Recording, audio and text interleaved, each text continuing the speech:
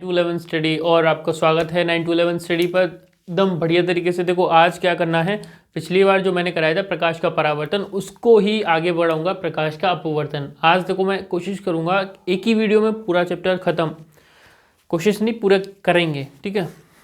पिछली बार से थोड़ा इम्प्रूवमेंट करना है। प्रकाश का अपवर्तन, सॉरी क्या प्रकाश का अपवर्तन। देखो मैंने इससे पहले कुछ पढ़ाया था प्रकाश का। पहले तो देखो सारे लोग सुनो, जग जाओ, ये टाइम है पढ़ने का, बोर्ड्स आ रहे हैं, एकदम बढ़िया तरीके से करना है। हाँ सुना है ये लास्ट टाइम बोर्ड है तो तुम्हारे पास मौका है धूम मचाने का, मचाओ। अब पढ़ते हैं, ठीक है। प्रकाश का अपवर्तन क्या, अब देखो किसी चीज़ का अपवर्तन होने के लिए कुछ माध्यम चाहिए होते हैं, क्या कोई माध्यम चाहिए होते हैं। तो मैंने क्या था प्रकाश के परावर्तन में मैंने सिखाया था कि कोई भी प्रकाश की किरण एक परावर्तक तल या फिर समतल कांच पर पड़ती है जिस पर नीचे से चांदी की पॉलिश हो तो वो परावर्तन हो जाती है, परावर्तित हो जाती है। इसी टाइप से क्या होता है प्रकाश के अपवर्तन में। प्रकाश के अपवर्तन में क्या होता है, एक माध्यम होता है, मान लो विरल और सघन, विरल और सघन। सघन नीचे है, ऊपर विरल है। विरल का मतलब होता है थोड़ा बहुत स्पेस खाली कुछ जगह, और सघन का मतलब होता है भरा हुआ। तो सिंपल है, प्रकाश की किरण आई, ठीक है। तो जहाँ प्रकाश की किरण पड़ती है, जिस माध्यम में प्रकाश की किरण पड़ती है, देखो पहले एक बात जानो, जो माध्यम होगा कौन सा होगा, पारदर्शी होगा। कैसा होगा, पारदर्शी, जिसके आर पार हम देख सकें, क्या कर सकें, जिसके आर पार हम देख सकें। सिंपल था। तो पहले एक अभिलंब खींचेंगे जैसे हम उसमें खींचते थे, पर इसमें क्या होगा आर पार, क्योंकि इसमें क्या है एक पारदर्शी माध्यम है, पारदर्शी माध्यम के हम आर पार देख सकते हैं। सिंपली ही देखो पहले समझो, इसकी एक रिएक्शन होगा। जैसे मैं प्रकाश का परावर्तन समझा रहा था तो उसमें क्या था, परावर्तित होती थी, उस पर क्या, पहले तो एक किरण जो है किसी माध्यम पर पड़ती है, उस पर क्या खींचता हूँ मैं, अभिलंब, ठीक है, सिंपल था। अगर ये सघन माध्यम है, क्या है सघन माध्यम, तो प्रकाश की जो चाल है वो थोड़ी कम होगी, जिसकी वजह से ये प्रकाश की चाल है अपवर्तन के बाद, किसके बाद, अपवर्तन के बाद अभिलंब की ओर झुक जाएगी, ठीक है। ये बात समझे। तो प्रकाश का परावर्तन क्या होता है, प्रकाश की कोई किरण एक माध्यम से दूसरे माध्यम में जाए उसे बोलते हैं प्रकाश का अपवर्तन। क्या बोलते हैं, अब लिखो इसकी, देखो मैं बोलूं प्रकाश का अपवर्तन,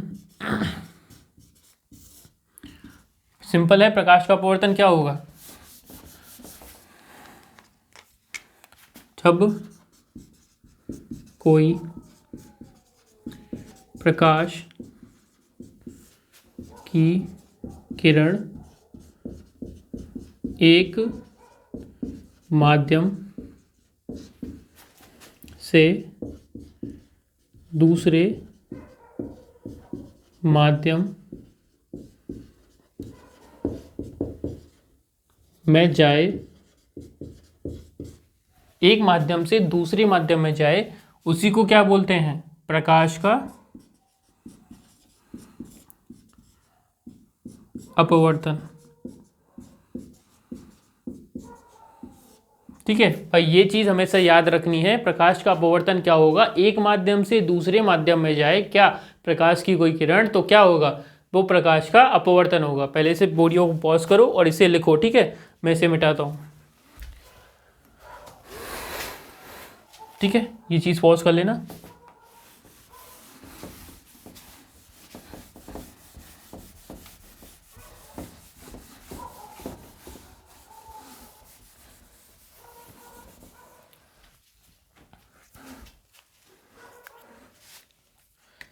अब देखो मैंने जैसे एक कराया था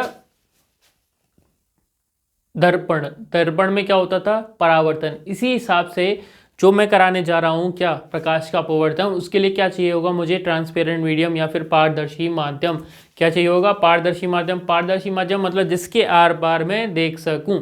ऐसा कौन सा माध्यम होगा, ऐसा तो मेरे अकॉर्डिंग एक लेंस ही होता है। कैसा, लेंस ही होगा।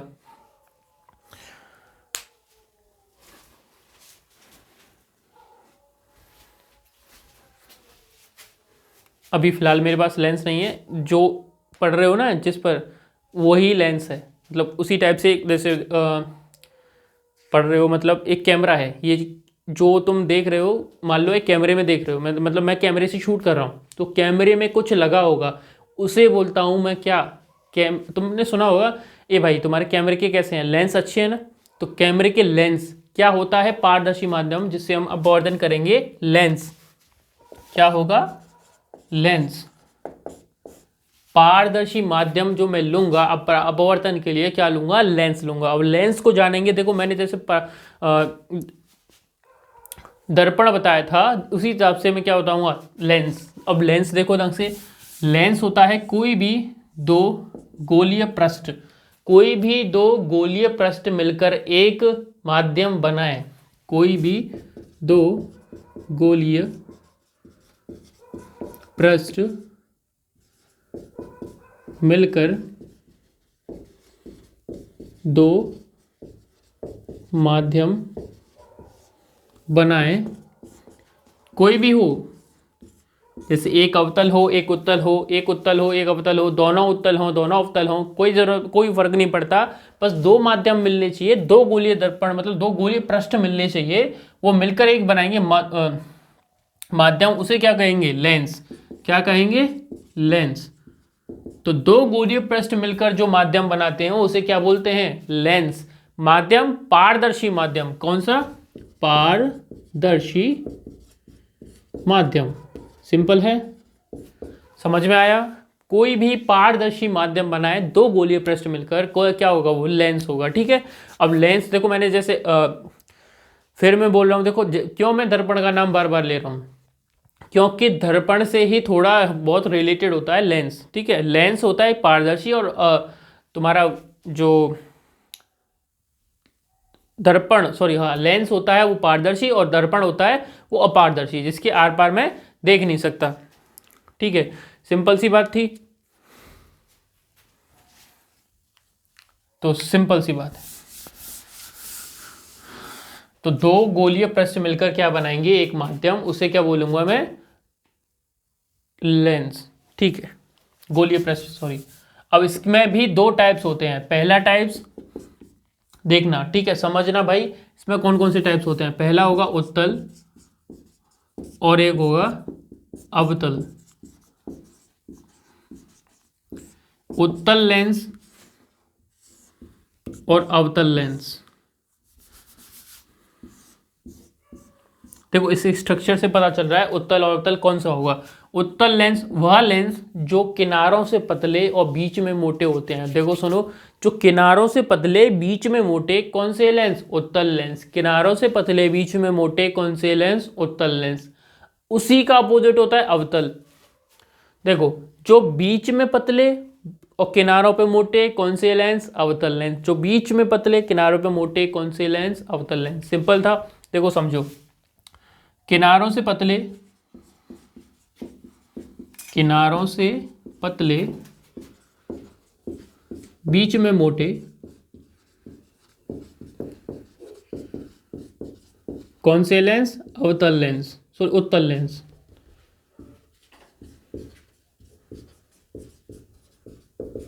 ऐसे ही किनारों पे बीच में पतले किनारों पे मोटे कौन से लेंस, बीच में मोटे, अरे बीच में पतले, सॉरी भाई, बीच में पतले, बीच में पतले किनारों पर मोटे अवतल लेंस।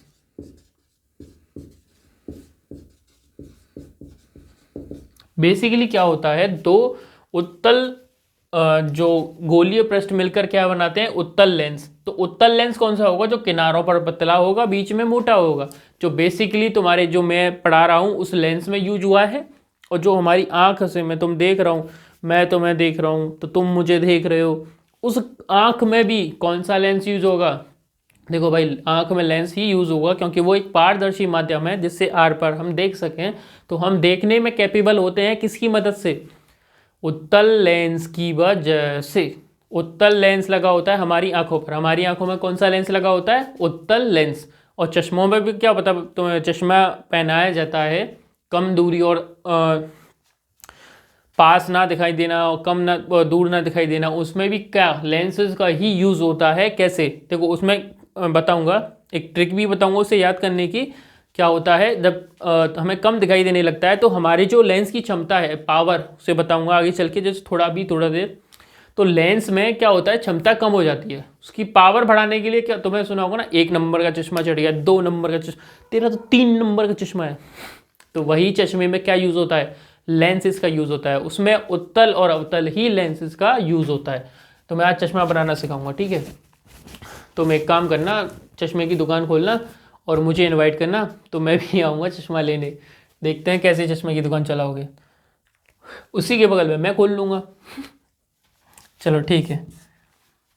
दो गोलीय पृष्ठों को मिलाकर क्या बनाता था मैंने, लेंस। अब ठीक है, आगे पढ़ते हैं। फिलहाल तो देखो, पॉज करके लिख लो, ठीक है, मैं डाल देता हूँ, ठीक है।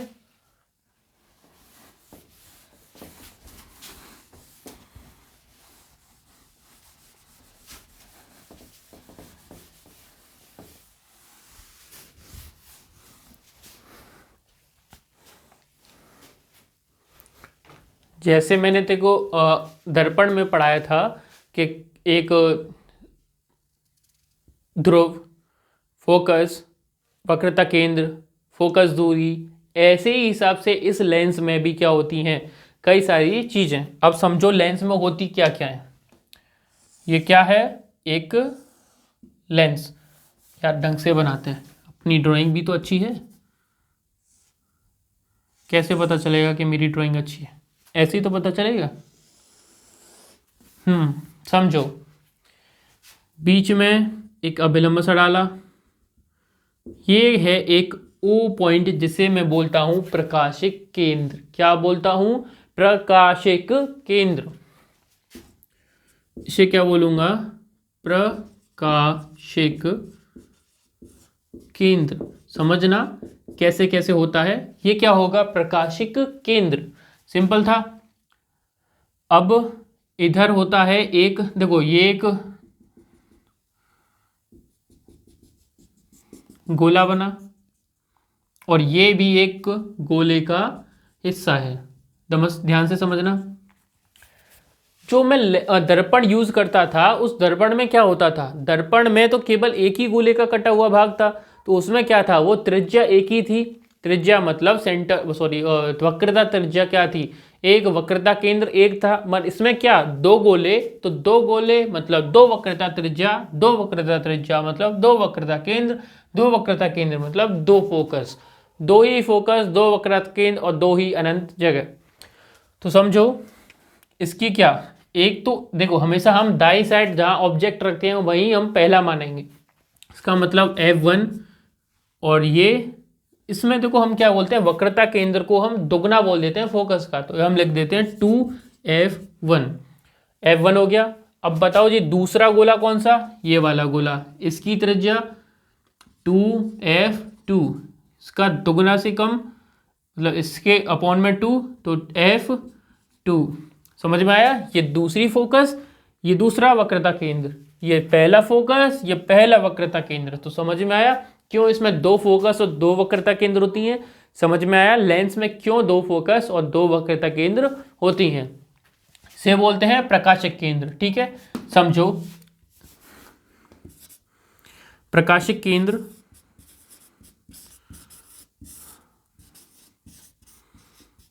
प्रकाशिक केंद्र को ध्यान से समझना, ठीक है।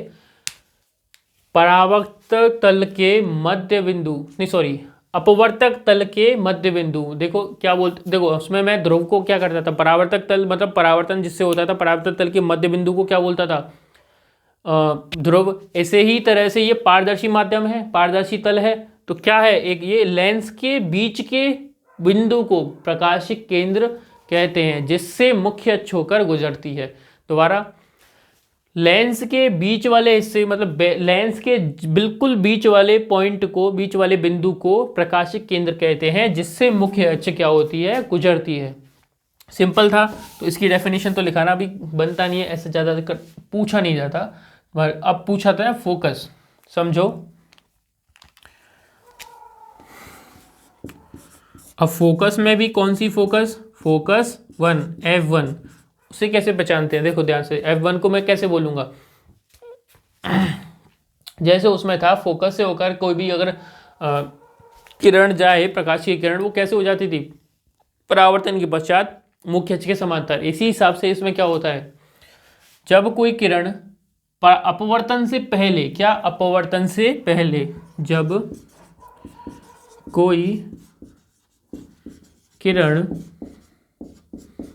अपवर्तन से पहले फोकस से होकर जाए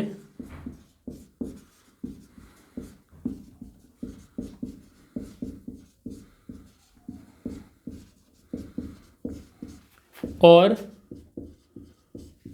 मुख्य अक्ष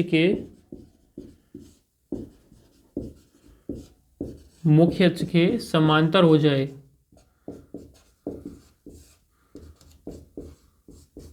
किसके समांतर हो जाए, मुख्य अक्ष के समांतर हो जाए, तो वो क्या कहलाएगी, वो कहलाएगी प्रथम फोकस। तो वह प्रथम फोकस कहलाएगी। समझ में आया, वो क्या कहलाएगी, प्रथम फोकस। क्या, अगर वो अपवर्तन से पहले फोकस से होकर जाती है, किससे, अपवर्तन से पहले फोकस से होकर जाएगी, तो क्या हो जाएगी, अपवर्तन के बाद मुख्य अक्ष के समांतर हो जाएगी। कैसे, ऐसे फोकस से होकर गई, ठीक है, सिंपल है भाई। तो अपवर्तन के पश्चात कैसी हो जाएगी, ठीक है, मुख्य अक्ष के समांतर। अगर देखो समझना, पहले अपवर्तन से पहले ही फोकस से जा रही है तो वो क्या होगी, फोकस से होकर गई, अपवर्तन के पश्चात समांतर होके जाएगी, ठीक है, सिंपल है, वो प्रथम फोकस ये होगा। द्वितीय फोकस F2, ठीक है, समझना F2 क्या होगा, सिंपल है, जब कोई किरण मुख्य अक्ष के समांतर जाए, क्या हो, जब कोई किरण मुख्य अक्ष के समांतर जाए और क्या हो, परावर्तन के, अपवर्तन के पश्चात वो जिस बिंदु से होकर जाएगी, अपवर्तन के पश्चात वो जिस बिंदु से होकर जाएगी उसे बोलूंगा द्वितीय फोकस। क्या बोलूंगा, द्वितीय फोकस F2। जब कोई किरण अपवर्तन से पहले नहीं, जब कोई किरण मुख्य अक्ष के समांतर हो, अपवर्तन के पश्चात जिस बिंदु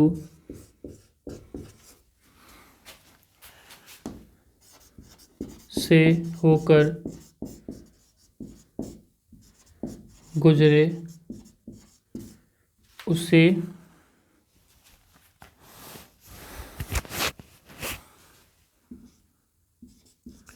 फोकस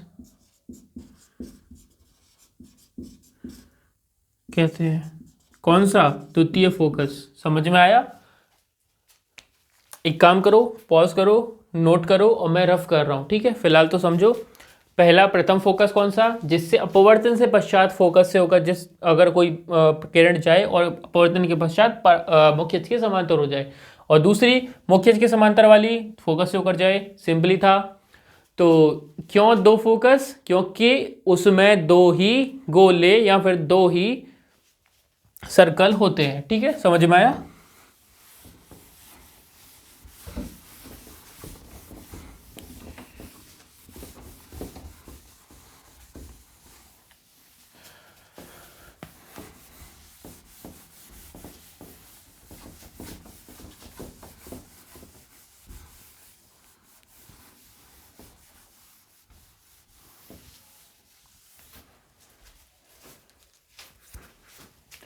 उसके बाद आती है भाई वक्रता केंद्र की बारी। किसकी बारी, वक्रता केंद्र, उसे तो बेसिकली कह देंगे कि हम फोकस का दोगुना ही क्या होगा, वक्रता केंद्र। अब मुख्य अक्ष किसे कहते हैं उसमें? देखो भाई, कोई भी अगर, अब की बार तो बजट कम था भाई, छोटा बनाया मैंने, ठीक है। तो ये क्या, प्रकाशिक केंद्र, ये क्या, मुख्य अक्ष। मुख्य अक्ष किसे कहेंगे? Basically F1, 2F1, F2, 2F2 क्या थी? दो फोकस, दो वक्रता केंद्र। तो बेसिकली जो अब लिखो प्रकाशिक केंद्र की, देखो जो कोई मतलब ये बताओ, जो मुख्य अक्ष, सॉरी प्रकाशिक केंद्र नहीं, मुख्य अक्ष। मैं भी पता नहीं कहाँ घूम रहा हूँ आज, पढ़ाते पढ़ाते सट्या गया है बुद्धि हमारी। पढ़ा रहा था मुख्य अक्ष, लिख दिया प्रकाशिक केंद्र चला गया बुद्धि कहीं। चलो सॉरी, अब वापस आते हैं। देखो मुख्य अक्ष क्या होती है? एक काल्पनिक रेखा। क्या होती है? एक काल्पनिक रेखा जो क्या करती है? दो वक्रता केंद्रों को मिलाने वाली रेखा होती है। दो वक्रता केंद्रों को या फिर 2F1 और 2F2 को मिलाने वाली रेखा को क्या बोलूंगा? मुख्य अक्ष। जो कहाँ से होकर जाएगी? प्रकाशिक केंद्र से होकर भी गुजरती है भाई। देखो बीच में अगर, जैसे मान लो तुम भाई जा रहे हो यहाँ से अपने घर, तो बीच में कोई एक पेटीज वाली या फिर मान लो एक टॉफ़ी वाली दुकान पड़ती है, तो तुम मान लो पढ़ने गए, स्कूल से घर जाने, ठीक है, स्कूल से घर जाओगे तो टॉफ़ी वाली दुकान तो पड़ेगी, अगर है तो पड़ेगी, नहीं है तो नहीं पड़ेगी। तो इसमें देखो क्या था, 2F1 से कोई भी एक रेखा, मतलब कोई काल्पनिक रेखा गई 2F2 के लिए, तो बीच में प्रकाशिक केंद्र तो पड़ा, है तो पड़ेगा, है तो पड़ेगा चलो लिखो इसकी डेफिनेशन। मुख्य अक्ष क्या होता है? 2F1 और 2F2 को मिलाने वाली रेखा मुख्य अक्ष कहलाती है। ठीक है भाई, समझ में आया? इतना नोट करो भाई, मैं कुछ पानी वानी पी लूं।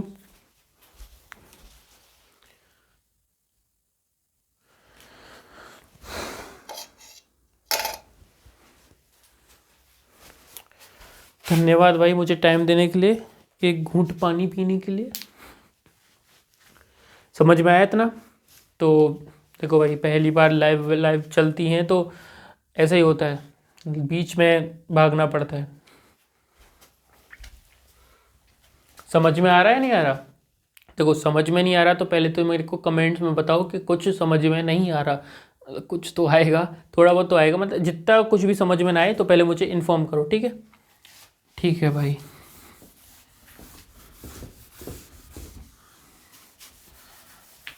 इसके बाद ये सारी चीज़ समझने के बाद हमें पढ़ना होगा इनमें प्रतिबिंब कैसे बनता है, मैं वस्तु को कैसे रखूं, प्रतिबिंब का कैसे बनेगा, और वो ये फलान टिकान तो देखना, ठीक है? अब मैं पढ़ूंगा इसमें। देखो पहले कोई भी चीज़ बनाने से पहले मैंने देखो दर्पण में भी क्या कराया था, दर्पण के प्रतिबिंब बनने के नियम। इसी टाइप से लेंस में भी क्या कराऊंगा, लेंस में प्रतिबिंब बनने के नियम। अब लेंस में भी कुछ होता है नियम्स। अब लेंस में देखो, लेंस में भी नियम होते हैं प्रतिबिंब बनने के। तो कुल टोटल 3 नियम होते हैं लेंस में प्रतिबिंब के बनने के। कितने नियम होते हैं? 3 नियम। लेंस में कितने? 3 नियम। पहला नियम सिंपल था, जो मैंने शुरुआत में कराया था। तुम कहोगे भैया उत्तल लेंस ही लेते हो आप, क्या होता है? मुझे पसंद है उत्तल लेंस, क्या एकदम आकार भी अच्छा है उसका। प्रकाशिक केंद्र F1, 2F1, F2, 2F2, ठीक है, सिंपल था। अब देखो पहला रूल समझो, कोई भी किरण अगर मुख्य अक्ष के समांतर हो, अपवर्तन के पश्चात हमेशा किससे होकर जाएगी? फोकस से होकर जाएगी। तो पहला रूल, अगर प्रकाश की किरण अगर प्रकाश की किरण किसके समांतर है? मुख्य अक्ष के समांतर है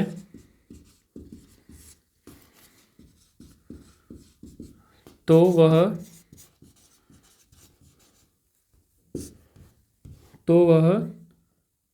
फोकस से होकर, सॉरी 2F 2 से होकर गुजरती है। ठीक है। दूसरा रूल, अगर वो किसी F1 से होकर कोई भी प्रकाश की किरण जाए तो परावर्तन के पश्चात हमेशा किससे कैसे होकर जाएगी, हमेशा मुख्य अक्ष के समांतर जाएगी। तो दूसरा रूल, पहला रूल कौन सा, जो प्रकाश की किरण अगर मुख्य अक्ष के समांतर है तो वो किससे जाएगी, 2F2 से, सही है, F2 से, सॉरी, फोकस दूरी से दूसरी वाली से, द्वितीय फोकस से। अगर यह कहते हैं प्रथम फोकस से कोई भी किरण जाती है तो अपवर्तन के पश्चात क्या हो जाती है, मुख्य अक्ष के समांतर हो जाती है। अगर कोई प्रकाश की किरण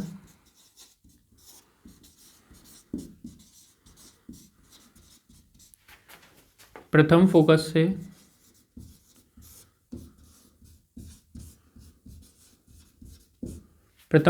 से होकर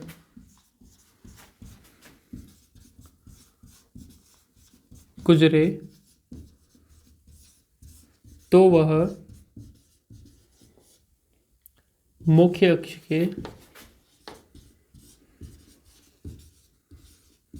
के समांतर हो जाती है। समझ में आया। अगर कोई भी प्रकाश की किरण प्रथम फोकस से होकर जाएगी तो क्या होगी, मुख्य अक्ष के समांतर हो जाएगी। ठीक है, इसका रियल लाइफ एग्जांपल भी लेके चलूंगा, टेंशन मत लेना, पढ़ते चलो, बस तुम पढ़ो भाई एकदम बढ़िया तरीके से, इतना गारंटी है कभी साथ नहीं छोड़ेंगे भाई लोग। तुम और हम साथ चलेंगे। देखो पहले तो एक बात, आई am not your boss, I am your leader. तुम एक चीज़ बताओ मुझे, बॉस और लीडर में फ़र्क क्या होता है। बॉस हमेशा ऑर्डर देता है और लीडर हमेशा तुम्हारे साथ चलता है। तो I am your leader, I am not your boss, I am not ordered you, I am just lead you that where you want to go. समझो, इसमें क्या समझना, सीधी सी बात है, I am your leader, just I am lead you only. ठीक है, I am just lead you on the right way. अगर कोई, हाँ, अब तीसरा रूल, कौन सा, तीसरा रूल समझो। अगर कोई प्रकाश की किरण प्रकाशिक केंद्र से होकर जाती है तो वो अपनी रेखा में सीधी निकल जाती है, उसे कोई मतलब नहीं, वो पीछे मुड़कर देखती ही नहीं है कभी, वो बड़ी स्ट्रांग है। क्या, प्रकाश की किरण सख्त किरण, प्रकाश की किरण जब प्रकाशिक केंद्र से होकर गुजरती है, प्रकाशिक केंद्र से होकर गुजरती है, प्रकाशिक केंद्र से होकर गुजरती है, अपवर्तन के पश्चात